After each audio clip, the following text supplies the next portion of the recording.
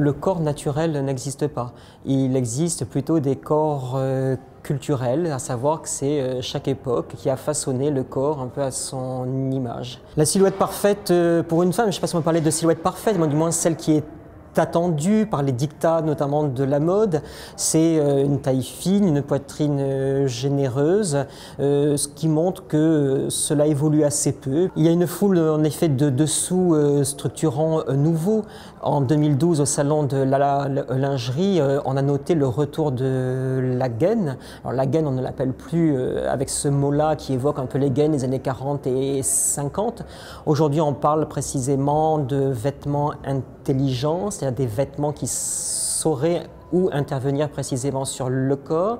Il y a aussi des soutiens-gorge ampliformes importants, mais n'oublions pas que dans nos sociétés contemporaines, on intervient moins sur le corps par le vêtement que par d'autres outils comme les régimes, le sport et bien sûr la chirurgie esthétique.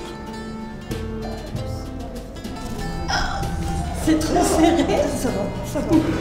Je dis, une fois que c'est serré, c'est bon. Je peux continuer, je peux tirer encore. Oui, ça va. Stop. Je lâche un peu de mou. Alors madame, c'est difficile à supporter? Ah bah oui, là, oui, moi c'est serré. Hein. C'est serré. On bouge plus. Hein. Je sais pas comment elle faisait pour se restaurer d'ailleurs. L'homme n'a pas été épargné dans la modification de la silhouette. Les braguettes que portaient les hommes au XVIe siècle n'ont rien à voir avec les simples fentes qui sont sur le devant de nos pantalons. Les braguettes étaient des poches visibles, proéminentes sur le devant de la culotte et qui avaient pour but précisément de reproduire le sexe masculin, mais surtout le sexe masculin en érection.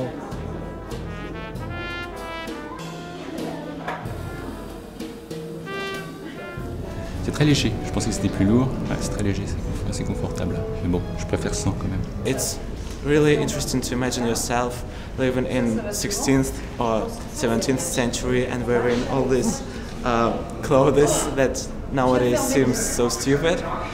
But at that time they were really fashionable and even considered to be sexy.